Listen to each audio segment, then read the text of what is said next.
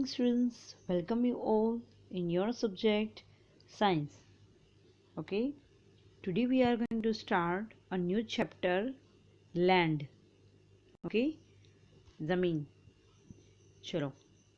Magan Bhai, after taking his dinner, sat for watching TV. Baby Zil came running to him. She said, "Grandfather, tell me a story."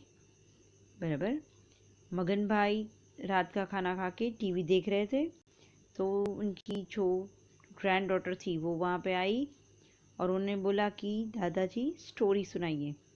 Which story do you want to listen? कौन सी story सुनोगे? Grandfather asked. The one which I enjoy the most, Jeel said. Jeel ने बोला, उनकी जो grand daughter थी उनका नाम था जील, तो जील ने बोला कि जिसमें मुझे बहुत मज़ा आए वो। Okay, said the grandfather and begin the story. तो दादा ने बोला ठीक है चलो। There was a small village. A potter named मगन भाई stayed here.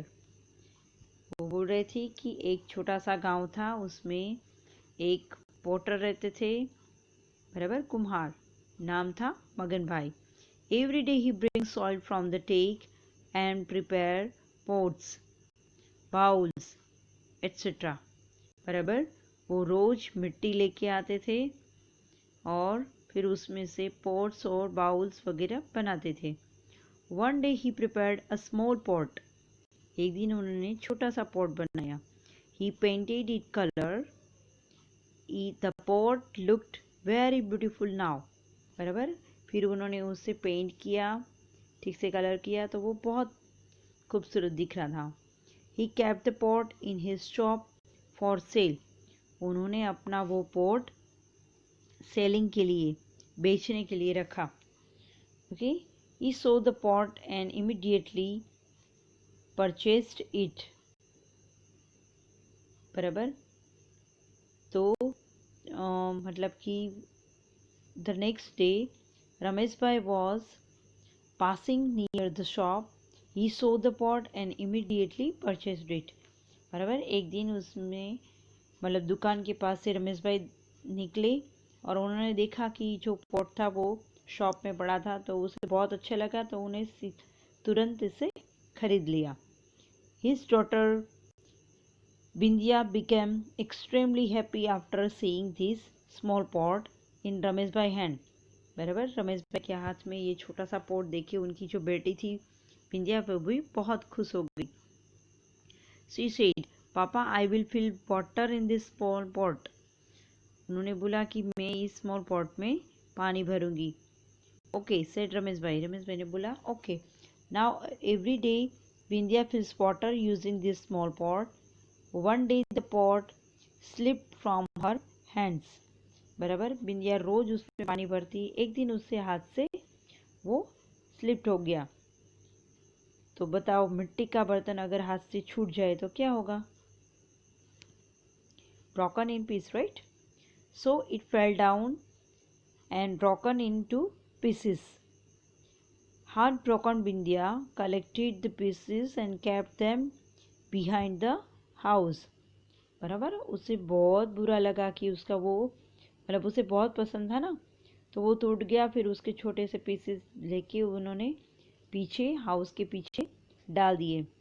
The grandfather asked, "Now tell me, dear, what would have happened to those pieces?" तो दादा ने उससे पूछा, चलो आप बताओ कि वो पीसीस का क्या हुआ होगा। Okay, some girls like me must of have used them for playing games, replied Jheel. Jheel ने बोला कि कुछ जो गर्ल्स मेरे जैसी होगी वो उससे प्ले करती होगी। You are correct, this pieces are mixed again with the soil. बराबर तो यस, फिर वो फिर से सॉइल के साथ मिक्स हो गए। हियरिंग दिस कंफ्यूज झील asked, what other things get mixed in the soil? तो झील ने पूछा, जैसे बोला ना दादाजी ने कि हाँ फिर वो छोटे छोटे पीसेस वो मतलब ज़मीन के साथ मिक्स हो गए होंगे, तो जिल ने पूछा कि और क्या क्या सॉइल में मिक्स्ड होता है. Okay, so she is very exciting for to new knowledge about the soil and land. Okay, open next page. तो देखो, हम देखते हैं कि सॉइल में क्या क्या मिक्स होता है. एक एक्टिविटी करते हैं. Okay, so first what do we need, क्या क्या चाहिए. तो spade. Okay, sieve for sieving wheat. Okay, sieve for sieving wheat flour, thin cotton cloth and lump of soil. इतनी चीज़ें हमें चाहिए. मतलब 2 टाइप्स के सीव चाहिए. एक तो व्हीट फ्लोर सीव करने के लिए, और दूसरा जिसमें हम व्हीट सीव करते हैं, वो दोनों 2 टाइप के सीव्स चाहिए.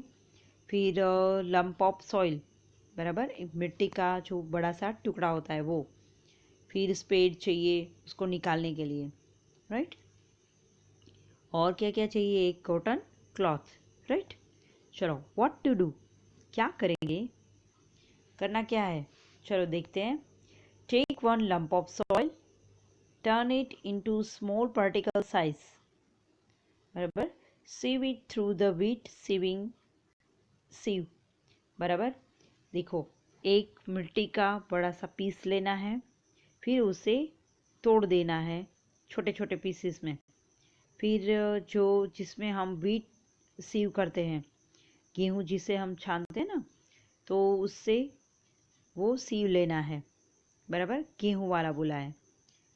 तो what is the left in the सीव, फिर देखो आप जैसे छालते हो, देखो पिक्चर में देख रहे हो ना आप, बराबर. तो पीछे क्या रह जाता है, what is the left in the सीव, observe it and note. Okay, observe करो और फिर नोट करो. देखो नीचे जो टेबल है उसमें करना है, keep the components left in the सीव separately, बराबर. जो कंपोनेंट्स सीव में है, मतलब जो सीव के अंदर है, what is the left in the sieve and what is sieved out.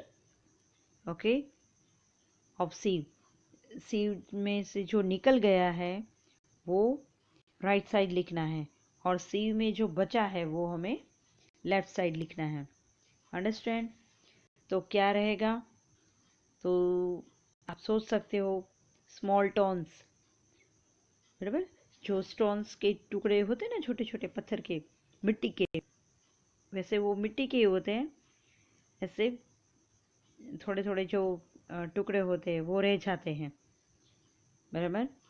And other components of soil got stead out, बराबर. बाकी सब स्टीज में से निकल जाता है, मिट्टी के साथ उसके साथ चला जाता है, बराबर. मतलब हंस के साथ जो होता है ना, लाइटेड थोड़ा, उसके साथ मिट्टी कचरा वो सब होता है, तो वो उसके साथ निकल गया. और जो छोटे छोटे जो पत्थर के टुकड़े थे वो स्टीव में रह जाते हैं. Now second activity. Okay, collect the sieved, okay, part and sieve it with the sieve use for sieving floor.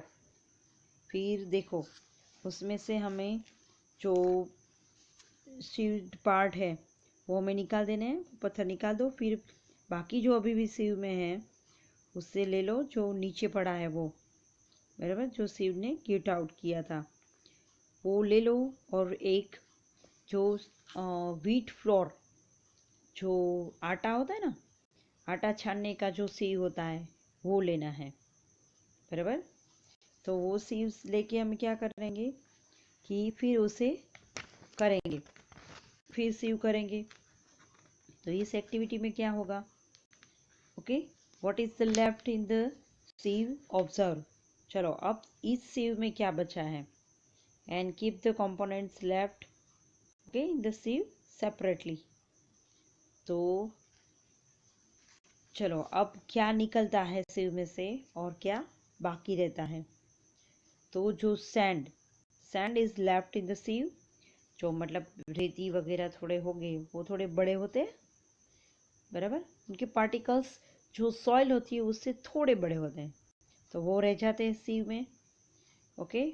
और फाइन पाउडर एकदम जो बारीक जो आटा जैसा पाउडर होगा, बराबर एकदम स्मूथ, तो वो सीव से बाहर निकल जाएगा। तो fine powder of soil is sieved out of the sieve. Understand? चलो, तो समझ में आ गया कि पहले हमने जो बड़े होल वाली जो सीव होती है छन्नी, पहले हमने वो ली, तो उसमें से जो स्टोन्स वगैरह थे वो रह गए, और बाकी सब जो सीव था वो सीव में से जो मिट्टी के जो था पार्ट था वो सब निकल गया।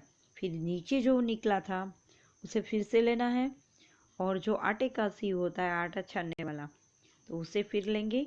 वो बहुत बारीक होते हैं उसमें होल्स, तो उसमें से बिल्कुल जो वेस्ट है वो नहीं निकलता है, तो वो सीव में रह जाएगा। तो सीव में सैंड वगैरह सब रह गया, और जो फाइन पाउडर मतलब एकदम मिट्टी जैसा था वो सब उसके साथ निकल गया। अंडरस्टैंड? चलो, नाउ ओपन नेक्स्ट पेज। तो देखो यहाँ पे भी लेफ्ट साइड में क्या लिखना है, जो सीव में बचा है वो, तो क्या बचा था, the sand of the left, sand is left in the सीव। और बाकी क्या बचा था, फाइन पाउडर, जो राइट साइड लिखना है, फाइन पाउडर ऑफ सॉइल, मतलब एकदम बारीक जो मिट्टी थी वो नीचे रह गई, बराबर सीव में से बाहर निकल गई। चलो, now third activity.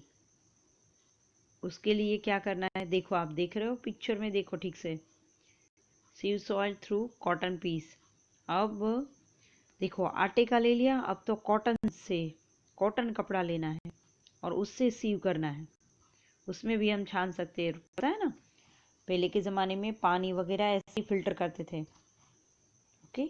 Collect the second time filtered soil and sieve it through the cotton piece. अब जो नीचे जो फाइन पाउडर जैसा निकला था ना, बराबर सॉइल, उसे लेना है, फिर उसे कॉटन कपड़े से सीव करना है। What is the left on the in the cloth, also observe the filtered component and not. Okay, क्या क्या फिल्टर होके बाहर निकला और क्या उसमें रह गया। Separate the component left in the cloth from those filter from the cloth. बराबर, तो क्लॉथ में क्या रह गया और क्या उसमें से निकल गया, तो वो हमें लिखना है। तो देखो आप पीछे में देख रहे हो ना कि जो मिट्टी होती है उसे वो कपड़े में ऐसे रखना है, फिर कपड़ा ऐसे कड़क पकड़ के जैसे सीव हिलाते ना वैसे हिलाना है, तो जैसे नीचे ऐसे गिर रहा है तो बाकी का जो होगा ना वो ऐसे निकलेगा। देखो यहाँ पे है, बराबर, तो यहाँ बाकी जो बचा है वो निकला है, बराबर। और यहाँ पे उससे भी जो थोड़े बड़े पार्ट, एकदम जो फाइन पाउडर में भी जो कुछ कुछ वेस्ट होगा वो उसके ऊपर रहेगा, और नीचे एकदम प्योर आपको सॉइल के जो पार्ट्स में है वो नीचे गिरेंगे। ओके। नाउ देखो अब इस यहाँ पे लिखना है कि क्लॉथ में क्या रह गया है ऊपर, और नीचे क्या, मतलब कि क्लॉथ में से बाहर निकला है। चलो, तो लिखते हैं, silt is left, okay, silt is left in the cloth, मतलब कि थोड़ा बहुत ऐसे थोड़ा कचरा वगैरह होगा, थोड़ा वो रहेगा ऊपर, बराबर। बाकी एकदम जो फाइन पाउडर है, बराबर, एकदम मिट्टी स्मूथ से smooth, okay, that filtered out from the cloth. Okay, so देखो समझ में आ गया। तो मिट्टी में बहुत कुछ होता है, मतलब कि पहले हमने देखा कि स्टोन्स थे, सैंड था, ओके, फिर थोड़ा बहुत सिल्ट वगैरह था। सो ये सब that is the part of the soil, यही बताना है।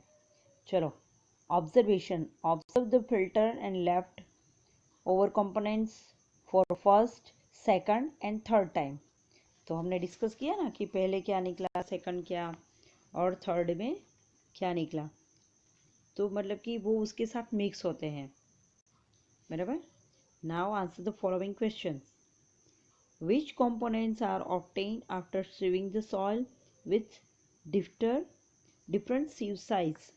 चलो, अलग अलग sieve size से हम देखते हैं कि जो components उसके साथ जो मिक्स है सब कुछ, बराबर। तो बाकी क्या रहता है, which are obtained।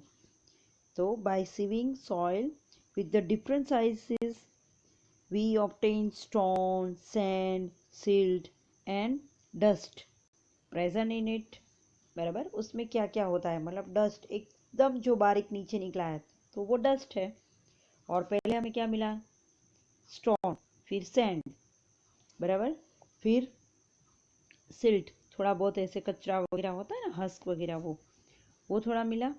और फिर नीचे क्या मिला कि एकदम जो डस्ट था वो, बराबर। Can you there be any other components present in the soil? क्या और कुछ भी सॉइल में होता है? Yes, other components can be there. The other components may be water in form of moisture and metal, minerals, organic fertilizer, ये सब हो सकते हैं ना, मतलब छोटे छोटे ऑर्गेनिक फर्टिलाइज़र जो हमें नेक्ड आई से नहीं दिखते वो भी हो सकते हैं। और थोड़ा पानी जो मॉइस्चर फॉर्म में होता है, थोड़ी गीली होती है मिट्टी, कभी भी कहीं से डी करके निकालो ना तो गीली होती है, तो वो पानी का पार्ट होता है, तो दैट इज कॉल्ड मॉइस्चर, वो मॉइस्चर फॉर्म में होता है। Okay, how do you amount of different components after the type of soil? Okay, तो ये सब, बराबर, अलग अलग अमाउंट्स में कुछ उसके साथ मिले होते हैं, तो कैसे होते हैं? तो amounts of different components change the type of the soil and is constitution, बराबर। कैसी सॉइल है उसके ऊपर डिपेंड करता है, सब में अलग अलग मतलब होता है, किसी में पानी वगैरह ज़्यादा होता है, किसी में सैंड ज़्यादा होती है। Okay, if the amount of sand is more we say that the soil is sandy soil, जिसमें मतलब सैंड ज़्यादा हो तो उसे हम सैंडी सॉइल कहते हैं।